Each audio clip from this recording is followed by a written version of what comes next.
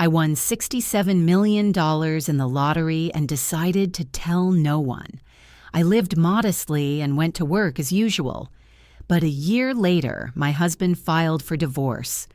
"You will be left with nothing." I smiled and signed all the papers.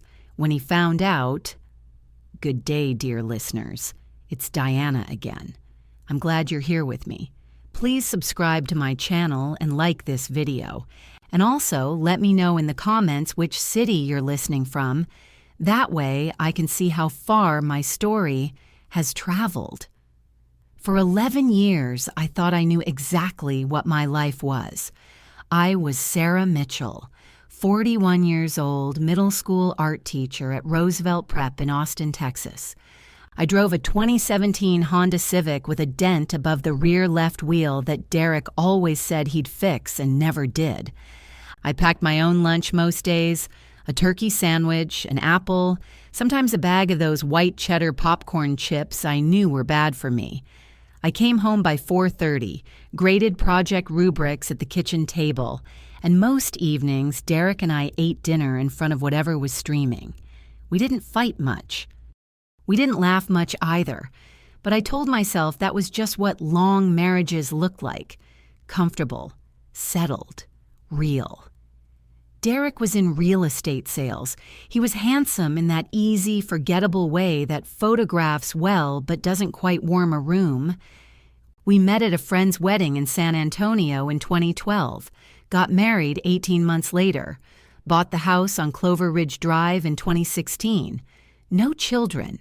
We'd tried for a while and then stopped trying and never really talked about why. That was the shape of us. I should have paid closer attention to the shape. The first thing I noticed was the phone. Derek had always been casual about his phone, leaving it face up on the counter, letting me see his notifications without thinking twice. Somewhere around February of last year, the phone disappeared into his pocket every time he entered a room I was in. A small thing. I filed it away. Then came the gym. Derek had joined a gym 11 years ago and gone approximately 16 times. Suddenly, he was going 4 mornings a week. He bought new running shoes, Nikes, $140. I found the receipt. He started using cologne on Tuesday evenings. What kind of man wears cologne to the gym? I didn't say anything. I watched. In March, I noticed a name repeating in his calendar on the shared work app we'd used for years, V. Cole.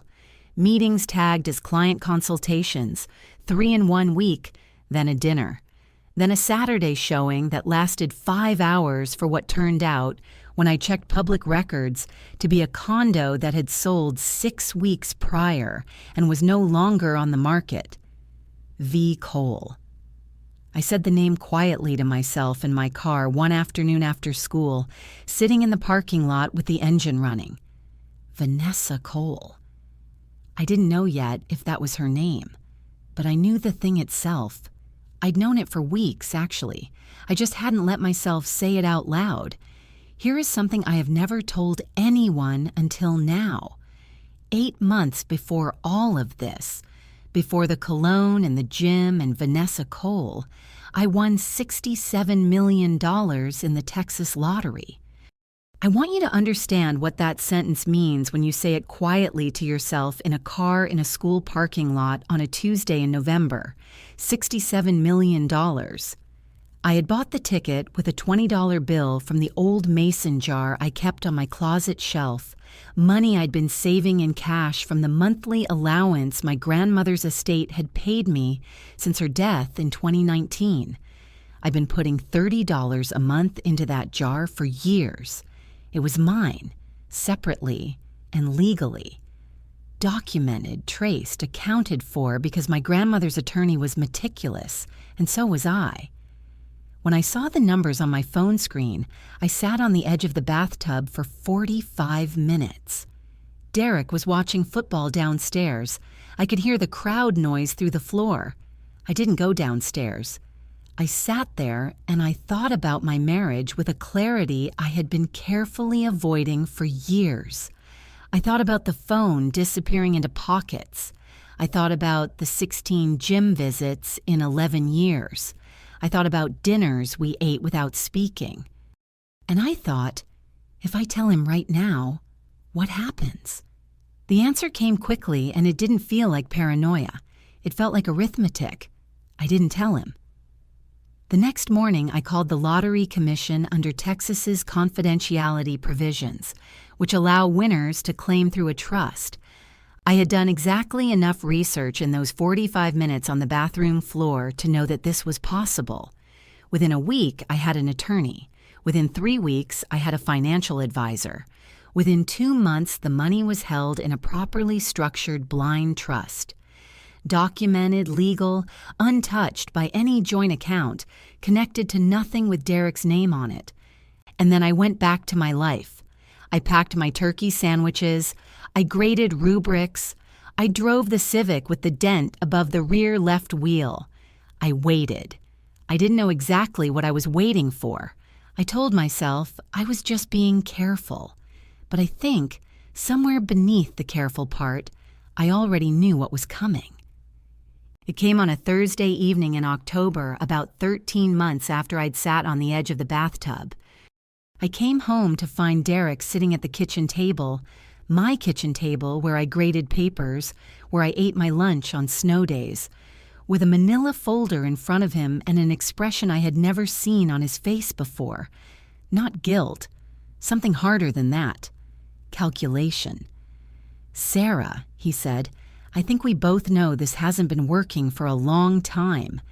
He slid the folder across the table. Divorce petition, already filed.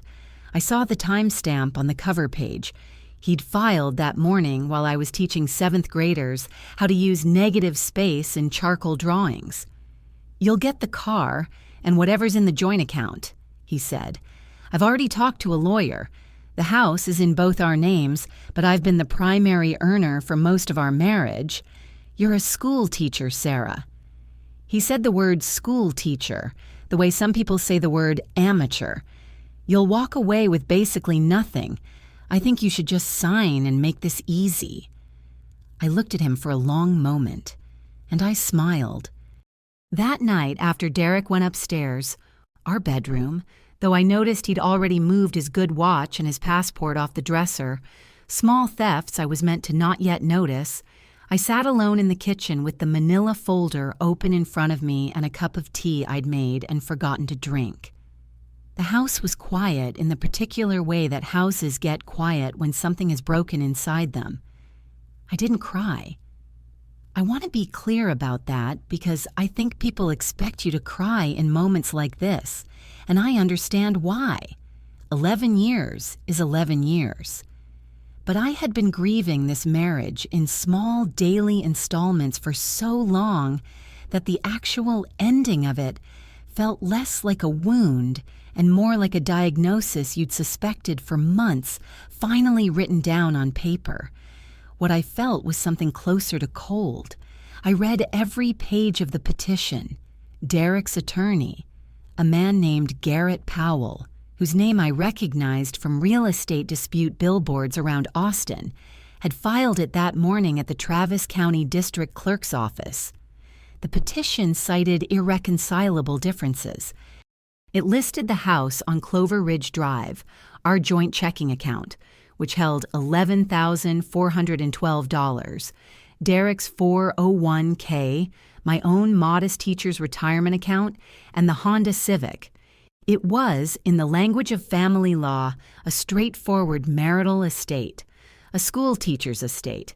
Derek knew exactly what he was doing. He had looked at the inventory of our visible life together and calculated that the math was in his favor. The house was worth roughly $420,000. In Texas, community property gets divided. But Derek's attorney was clearly planning to argue for an unequal split based on his superior earning contribution. It was aggressive, and it wasn't guaranteed to work, but it would make the process expensive and ugly enough that a woman of ordinary means might simply capitulate to avoid the legal fees.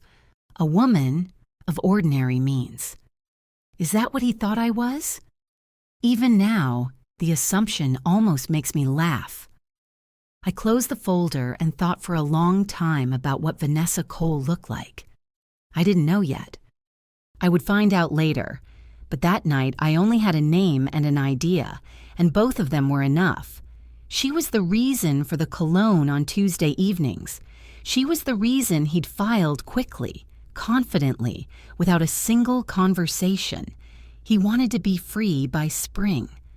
What does a woman do when she realizes her husband has made every calculation except the one that matters? She starts making her own. I drove to my attorney's office the next morning before school. Arthur Hines had been my attorney since the lottery win. A quiet, precise man in his late 50s who wore the same style of gray suit in every season and spoke in complete sentences with no wasted words. His office was in a low building off South Lamar, the kind of place that didn't advertise. Good attorneys rarely need to. I put the divorce petition on his desk without saying anything. He read it in silence for 4 minutes. Then he looked up. "He filed in Travis County," Arthur said. "Has he listed any assets we need to be concerned about?" "No," I said. "He doesn't know about any." Arthur nodded slowly. This was not news to him. He had been the one, 13 months ago, to walk me through the mechanics of exactly this kind of situation. Not because we'd planned for divorce, but because he was a careful man and careful men anticipate. The blind trust that held my lottery winnings was entirely separate from anything that appeared in Derek's petition. It had been established before any marital conflict was documented, before any attorney was contacted on Derek's side, before anything that could be characterized as anticipatory fraud. The ticket had been purchased with demonstrably separate funds. The trust had been established within weeks of the win, long before any sign of marital difficulty appeared in any record. Arthur had made sure of that. "What do you want to do?" he asked. I had thought about this through most of the previous night, somewhere between the forgotten cup of tea and the pale gray light that came through the kitchen window around 5:30 in the morning. "I want to give him exactly what he's asked for," I said. Arthur raised an eyebrow, slightly, the most expression he typically permitted himself. "Meaning?" "The joint account, the civic. Whatever the court determines is fair from the marital estate. I'm not going to fight him on the house. I'll let the process play out." I paused.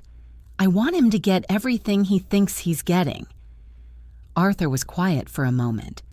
"And the trust remains untouched by these proceedings. That's your job to ensure." "It's already insured," he said. "But Sarah, you understand that when this becomes public, and it will become public, Derek will contest." "I know," I said. "I'm counting on that." I left Arthur's office and drove to school. I taught 3 sections of 7th grade art that day. In the afternoon, my last class was doing perspective drawings, 2-point perspective, the kind where you place your vanishing points at the edges of the page and draw everything toward them.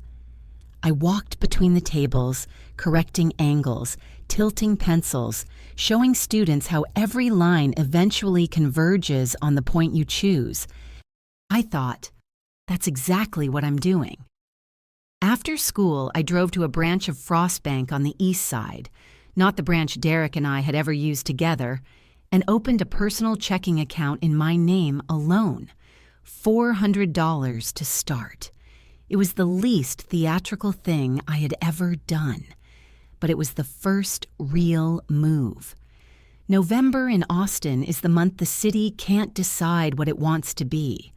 Some mornings it's 60 degrees and golden, and by afternoon a cold front has come down from the panhandle and everyone is standing outside in inadequate jackets looking confused. I always loved that about November here.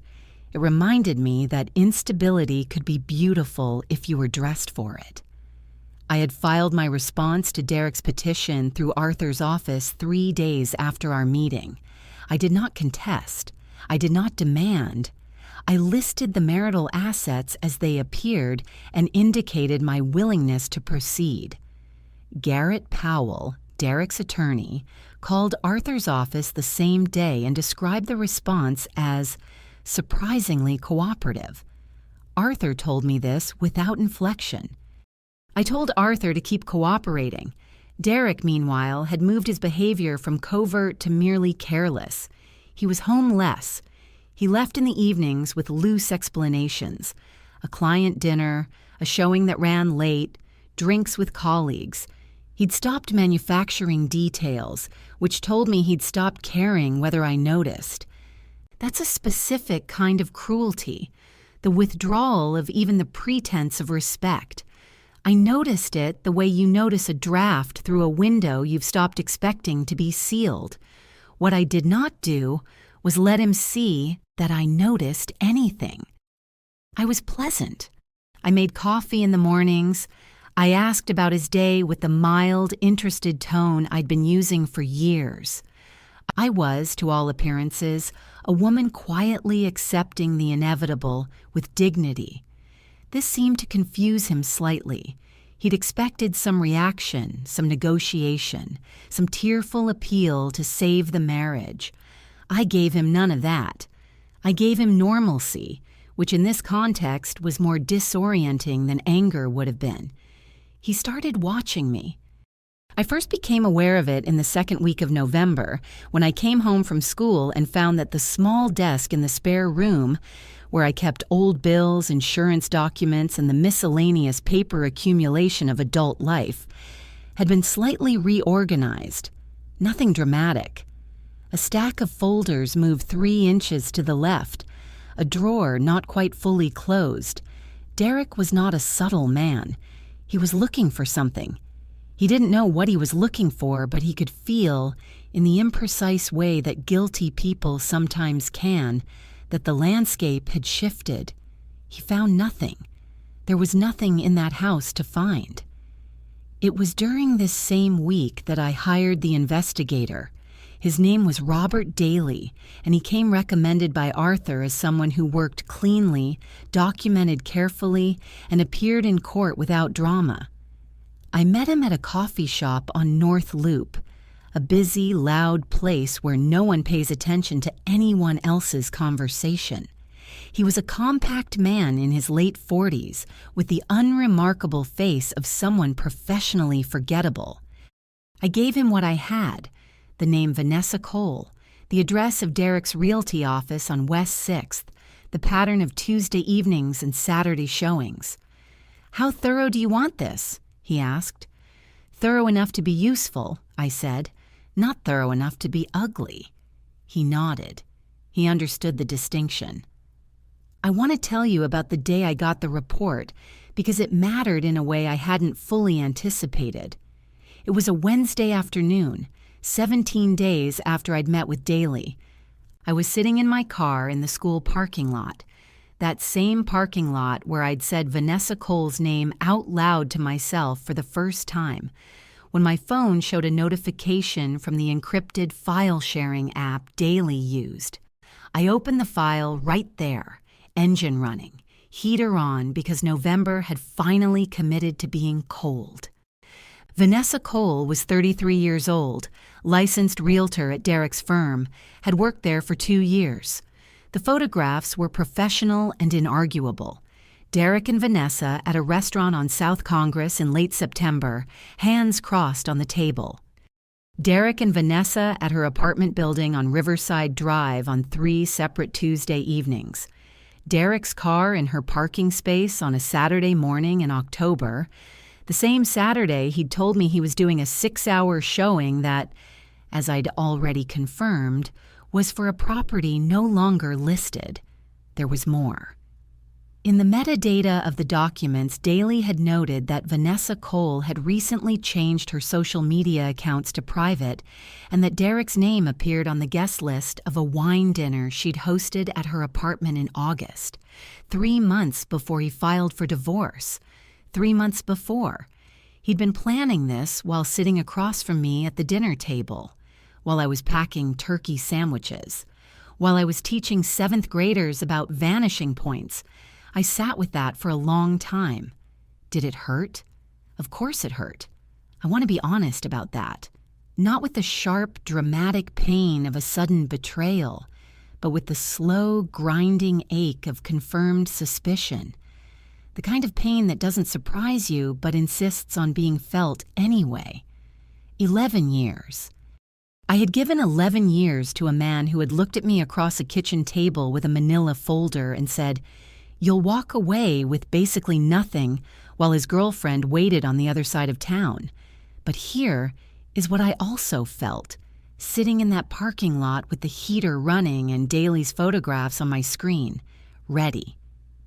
For the first time since I'd sat on the bathroom floor with a winning lottery ticket in my hand, I felt completely, quietly, utterly ready. I texted Arthur, "I have what we need. Let's move." The plan, when I finally executed it, was not dramatic. That's the thing no one tells you about justice when it's done properly. It looks like paperwork. The first official move was a motion filed through Arthur's office, requesting formal financial disclosure from both parties, as required under Texas family law, standard procedure in any contested divorce. Nothing unusual about it. Derek's attorney received the motion and, according to Arthur, responded with the relaxed confidence of a man who believes he already knows what the other side's financial picture looks like. Garrett Powell's office sent over Derek's disclosures within the statutory window: his 401k, his commissions for the prior year, his share of the joint account, the equity in the house. Clean, tidy, apparently complete. Our disclosures were filed separately. Mine listed my teacher's retirement account, my share of the joint account, and the new personal checking account I'd opened at Frostbank with its current balance of $412, including the $8 in interest it had earned. That was all. It was, as I said, paperwork. But it was a very specific kind of paperwork, and I had watched Arthur sign it with the calm attention of a man who had been building toward this moment for 13 months. The second move came the following week. Arthur filed a motion to establish the lottery trust as separate property under Texas Family Code, Section 3.001, citing documented evidence that the winning ticket had been purchased with funds from a separate, premarital inheritance account maintained in my name alone since 2019.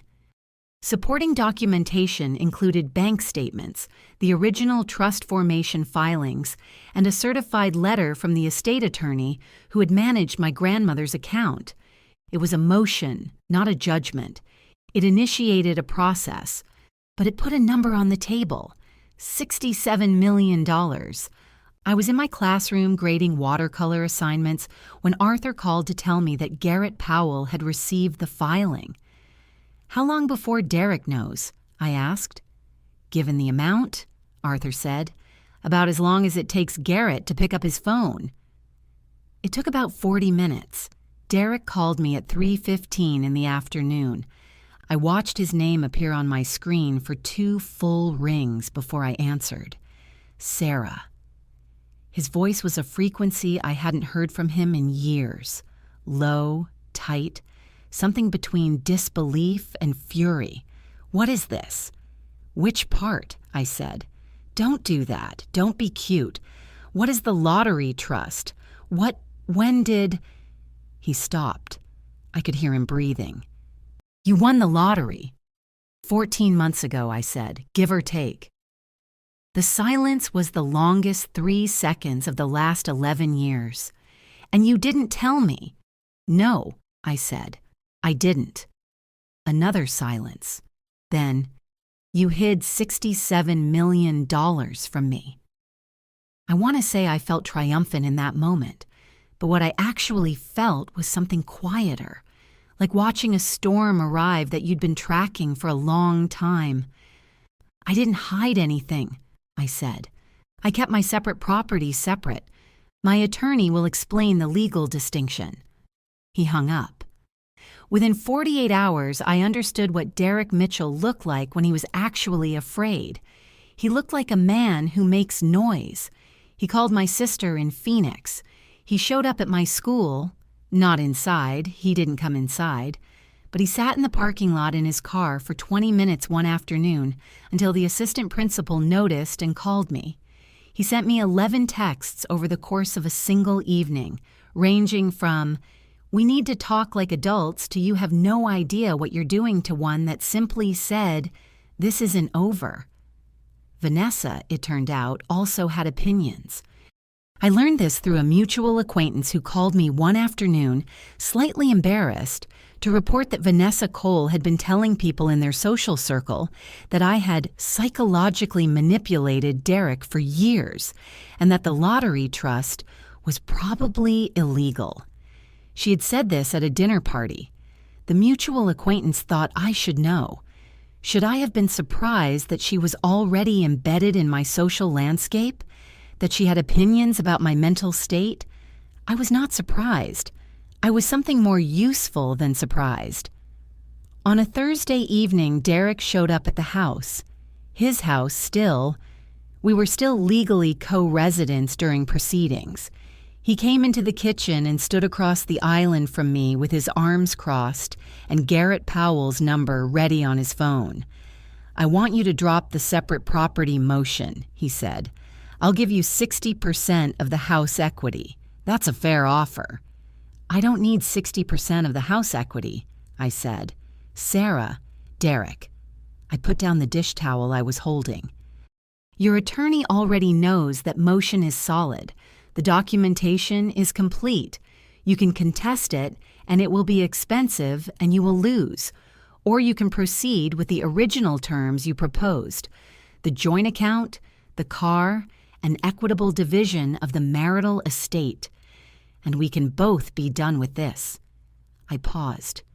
"Which is what you wanted 3 weeks ago, remember? You were going to make me walk away with nothing." He left without another word. I waited until I heard his car back out of the driveway. Then I sat down at the kitchen table, that same table where he'd put the folder months ago, and allowed myself to feel, for the first time in weeks, the full weight of what I was carrying. I was exhausted, not defeated, just profoundly, bone-deep tired. I called my school the next morning and took 4 days of personal leave. I drove to a small inn on Lake Travis that I'd found online. Quiet, no particular significance, just a room with a porch and water visible from it. I sat on that porch for most of 3 days and let myself be tired without apology. The plan was still in motion. I didn't need to hold it every minute. I came back from Lake Travis on a Sunday evening in early December. The inn had been everything I'd needed it to be: unremarkable, quiet, slightly too cold at night in the way of old buildings that don't quite seal. I slept 9 hours a night and read 2 novels I don't remember the plots of, and ate breakfast every morning at a table by a window that looked out over gray winter water. By Sunday, I was ready again. The house felt different when I came back to it. I don't mean that metaphorically. I mean that Derek had been there while I was gone and had taken things. Not the obvious furniture, not anything that would trigger the asset preservation order Arthur had filed early in proceedings, but smaller things. A set of copper-bottomed pots his mother had given us, the good bottle of Kentucky bourbon we'd bought on a trip to Louisville 3 years ago, a framed print from the hallway that I'd never particularly loved, but that had hung in our home for 9 years. He had taken the things he could take without technically violating anything. He was, in his way, trying to remind me of his presence, of his power over the small material, facts of our shared life. I made a list of the missing items for Arthur's records. Then I ordered replacement pots from a kitchen supply store downtown, spending $142 that I paid from my own account, and I felt no particular emotion about any of it. It was during this first week back that the first approach came. I call it an approach because that's the clinical word for what it was. It came not from Derek directly, but from his mother, Barbara Mitchell, who called my cell phone on a Tuesday evening in a tone so carefully calibrated between sympathy and pressure that I could almost admire the craft of it. Barbara and I had never been close. She was a precise woman who had always regarded me with the mild, sustained disappointment of someone who had hoped for more impressive in-laws. But she was calling me now, and her voice was warm in a way it had never quite been before. "Sarah, honey," she said, "I just think there's been a lot of pain on all sides here, and I wonder if you and Derek couldn't sit down together, just the two of you without the attorneys, and find a way to resolve this that's fair for everyone." "Everyone," I said. "That's an interesting word choice, Barbara." A small pause. "Derek is under a lot of stress." "I imagine he is. He made mistakes. He knows that." Another pause, longer. "But Sarah, what you're doing, this money, this trust, it's not right. You were married. You're supposed to share things." There it was. The actual content beneath the warmth. Give it up, because that is what good women do. "I appreciate your concern," I said. "Have a good evening, Barbara." I hung up. 2 days later, Garrett Powell sent over what he called a settlement proposal. It was considerably more generous than Derek's original position. He was now offering me 65% of the house equity, a lump sum from his 401k, and a 3-year spousal maintenance arrangement. In exchange, I would abandon the separate property motion and allow the lottery trust to be treated as community property, to be divided equally. Half of $67 million is $33.5 million. In Derek's calculation, this was a compromise, a reasonable offer, something a sensible woman should consider. Was it a lot of money? Yes. Was it the correct resolution of the facts as they actually existed? No. The trust was separate property and Arthur's motion was solid. Derek's offer was, beneath its apparent generosity, simply a more sophisticated version of the same thing he'd always been doing, offering me a portion of what wasn't his to give. I declined in writing, through Arthur's office, within 24 hours. It was around this time that I called Meg. Margaret Torres had been my best friend since graduate school, a woman who had seen me through a miscarriage, 3 job changes, and the slow erosion of my marriage that neither of us had named out loud until now. She lived in a house in the Bouldan Creek neighborhood with her husband and a very large dog named Archimedes, and she had known something was wrong in my life for months before I told her anything. I drove to her house on a Thursday evening and sat in her kitchen, a warm, chaotic kitchen full of mismatched chairs and plants on the windowsill, and told her almost everything. Not the trust, not the specific amount. I wasn't ready for that yet, even with Meg. But I told her about Derek and Vanessa. I told her about the folder on the table and the copper pots that had disappeared.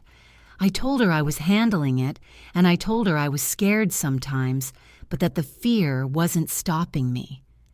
Meg listened in the particular way she had of listening, completely, without interjecting, without giving advice I hadn't asked for.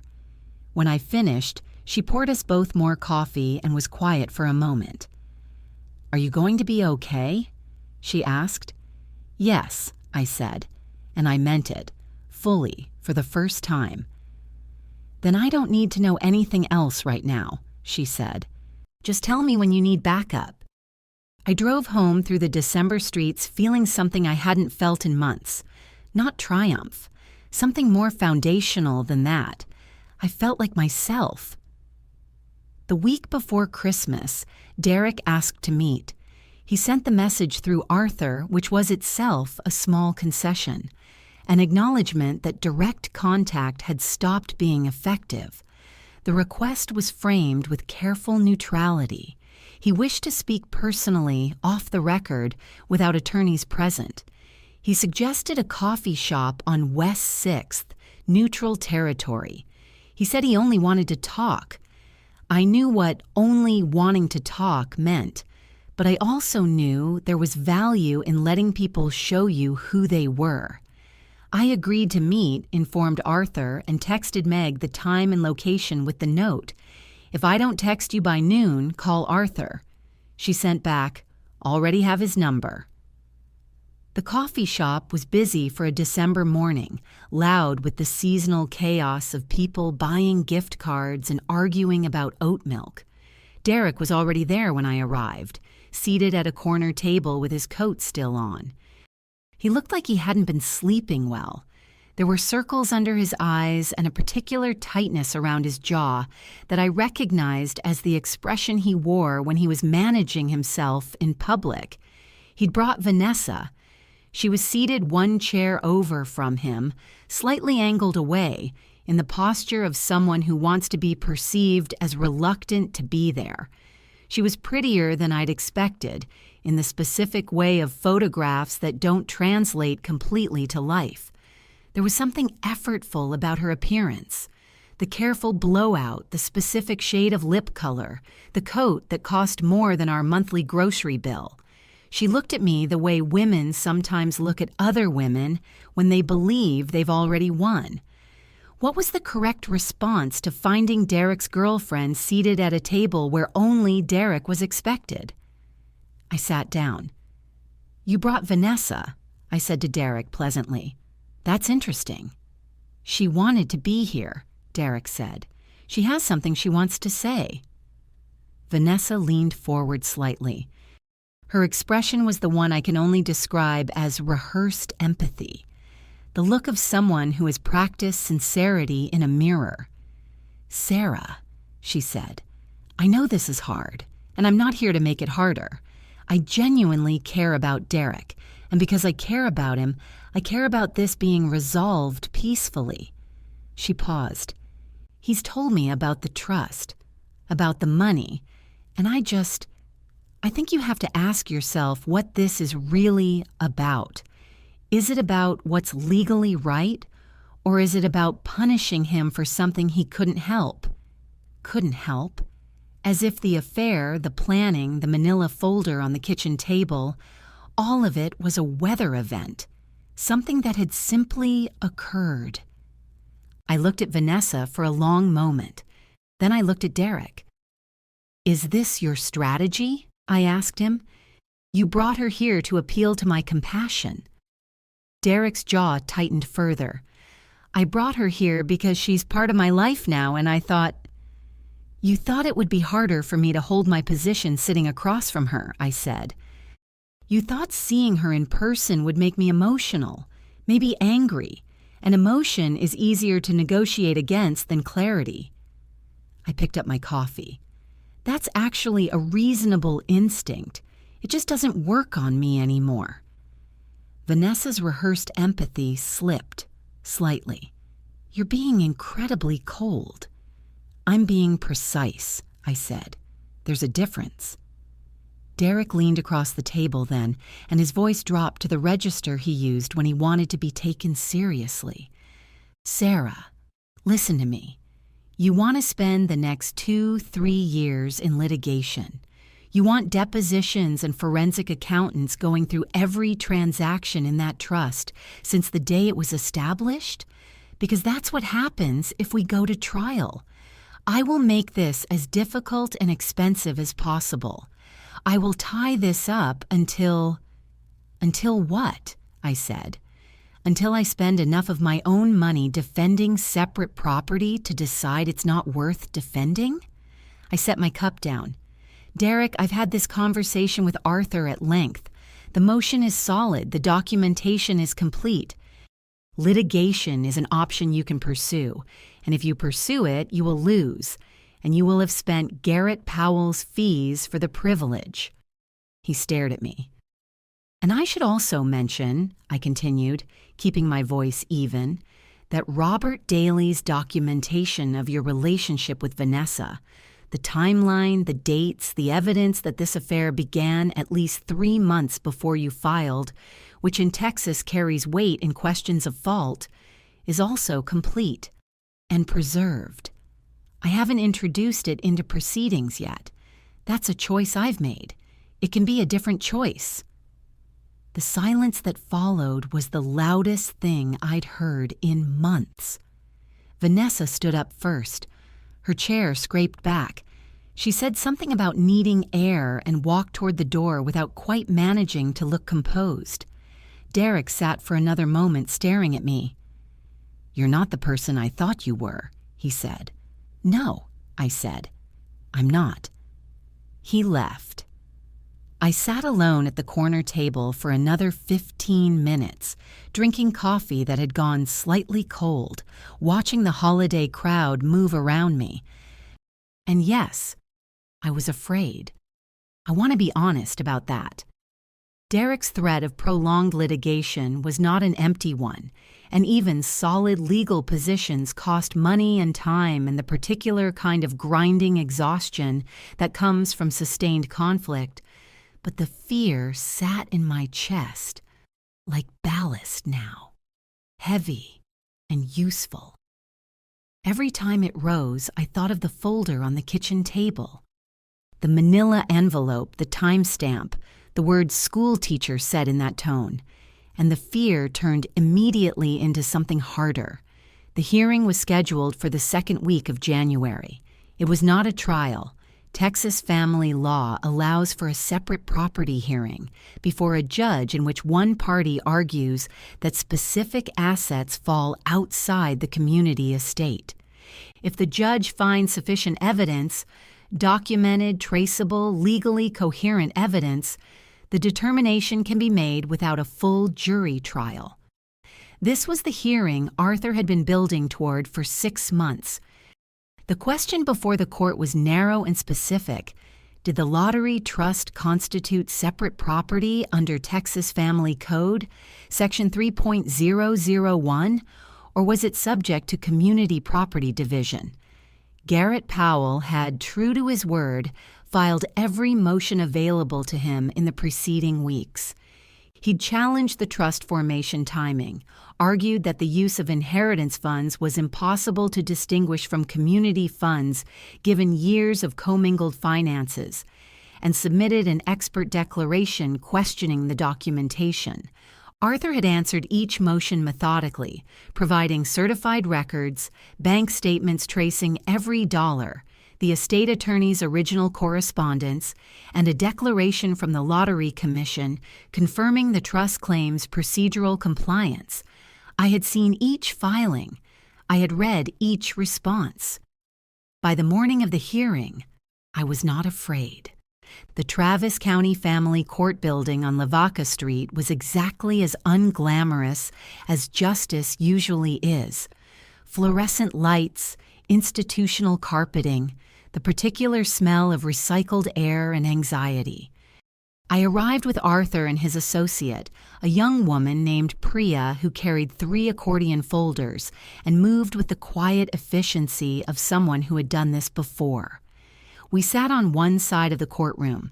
Derek and Garrett Powell sat on the other. Derek had a new suit. I noticed this the way you notice irrelevant details under stress. The cut was better than what he usually wore, a charcoal gray, and he'd had a haircut. He was performing competence, which meant he was afraid. Vanessa was not present. I had not expected her to be.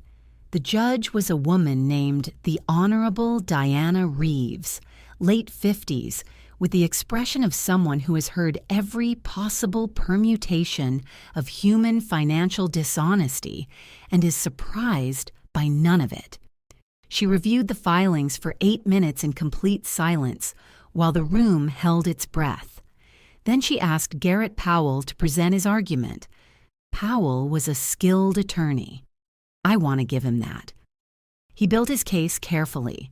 The funds in the inheritance account had been regularly transferred in and out over the years of the marriage, he argued, creating commingling that made clear separation legally impossible. The trust had been formed in secrecy, which he characterized as evidence of concealment with fraudulent intent, and the winning itself, an act of chance, performed during the marriage, should properly be understood as a marital windfall regardless of the source of the ticket purchase. It was a real argument. It was not a winning argument, but it was real. Then Arthur presented ours. He was 12 minutes. He had a demonstrative exhibit on a screen, a flow chart of every relevant transaction, every dollar from my grandmother's estate, every statement from the dedicated inheritance account, with the lottery ticket purchase highlighted in blue and the trust formation in green, with every date clearly marked. He walked through Texas case law on separate property winnings, purchased with separate funds.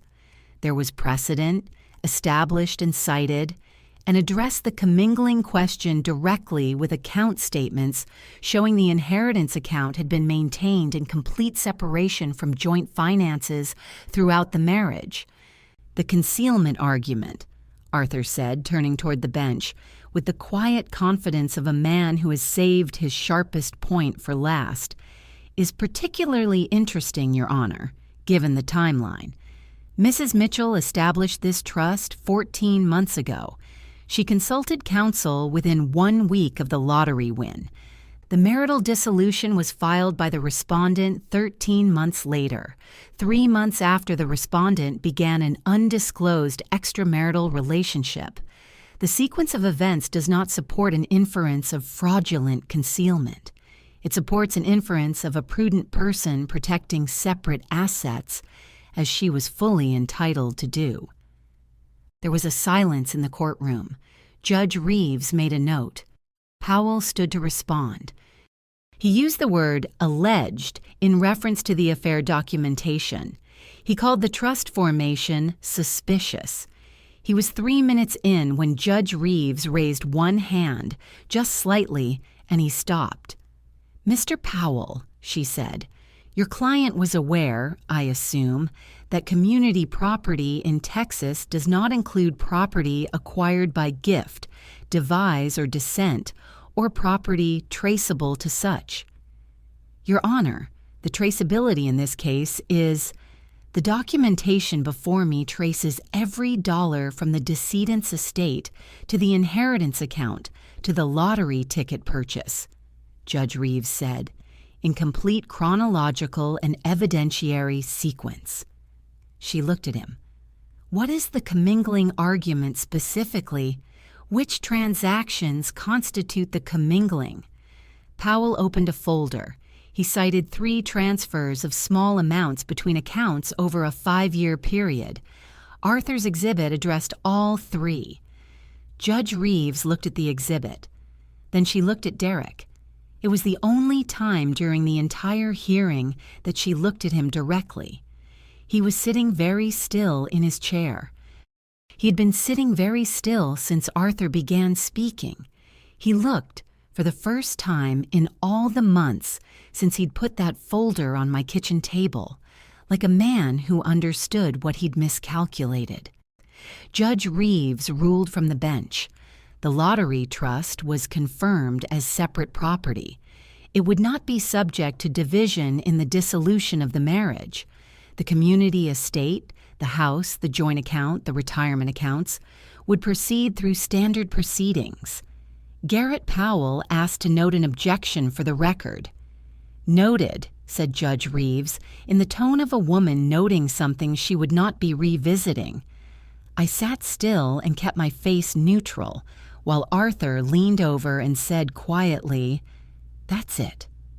I nodded once. From across the room, I heard Derek say something to Powell in a low, urgent voice.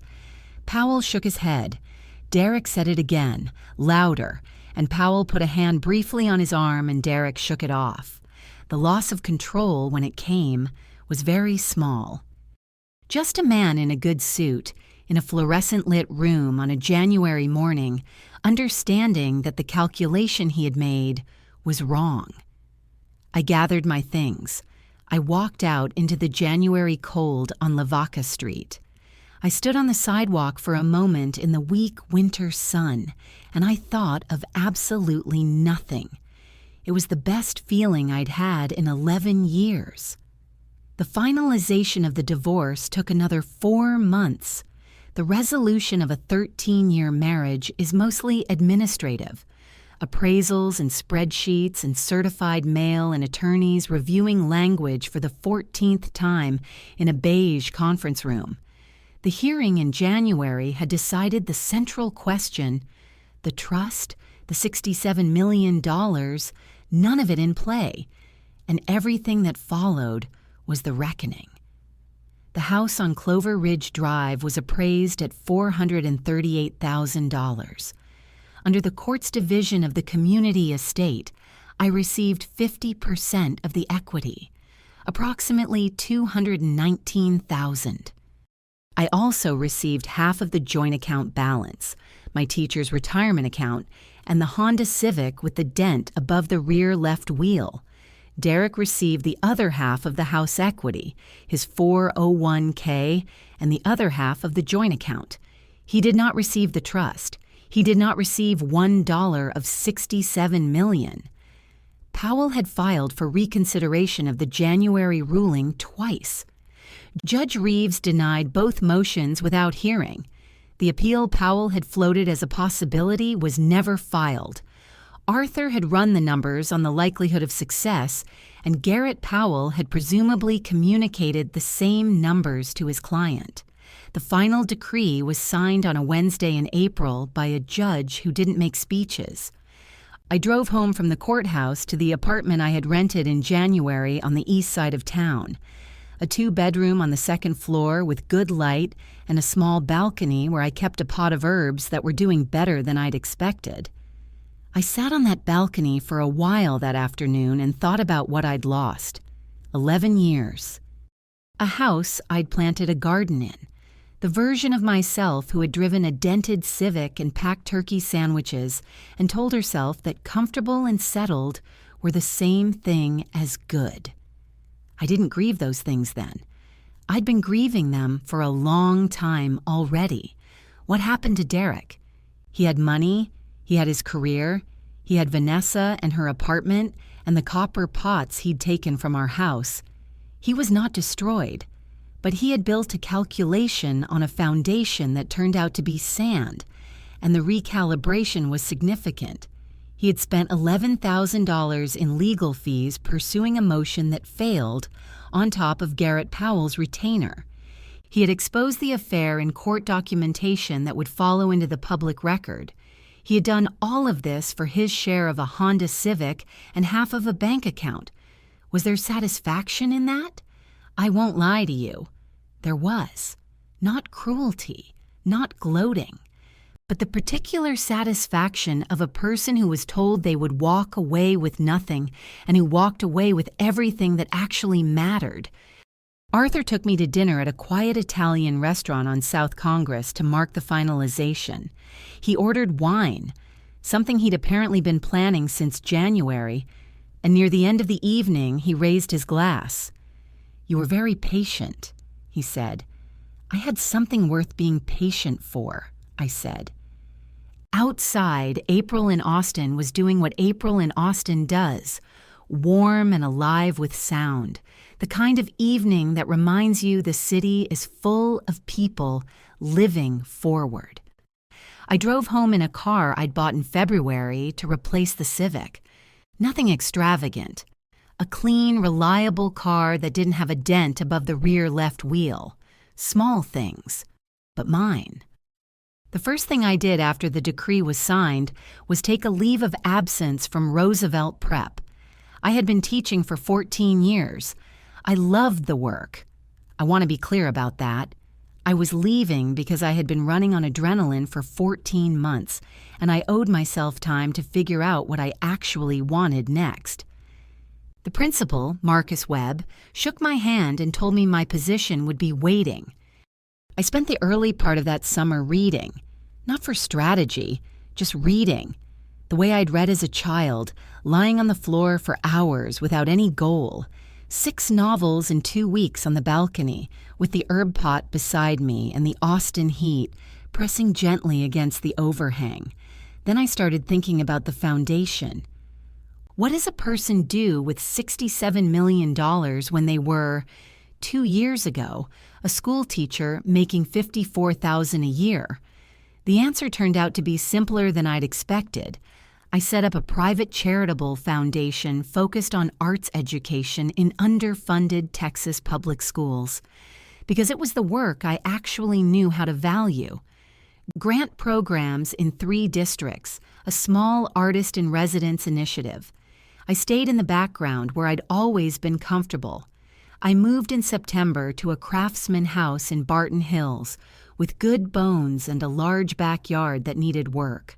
I planted a vegetable garden, a small fruit tree, things that grew slowly and rewarded patience. Meg came over nearly every Sunday that fall with Archimedes, who destroyed 2 rows of seedlings in October and was entirely unrepentant. We drank coffee on the back porch and talked about things other than Derek. I started painting again, for myself in a spare bedroom with north-facing windows and a floor I didn't mind ruining. I worked slowly and badly and didn't care. I was, it turned out, happy. Not dramatically. Just in the ordinary sense of a person whose daily life contains things she has chosen. What happened to Derek and Vanessa? By October, 7 months after the divorce, they had moved from her Riverside Drive apartment to a smaller rental in Pflugerville. The bridge loan had come due, a commission had fallen through, and the market correction had caught Derek without margin. He was not broke, but significantly less comfortable than he'd planned to be at 42, living in a suburb with a girlfriend whose patience was not without its limits. Derek under pressure was quieter, more irritable, more prone to grievance. This was not the trajectory Vanessa had envisioned. In November, she sent me a 4-line message on Instagram saying she hoped I was well. I read it twice and closed the app. I spent Christmas with Meg's family. A table too small for everyone, mismatched plates, Archimedes begging from 3 angles. I laughed until my face hurt. The fruit tree in the backyard had shed its leaves by then.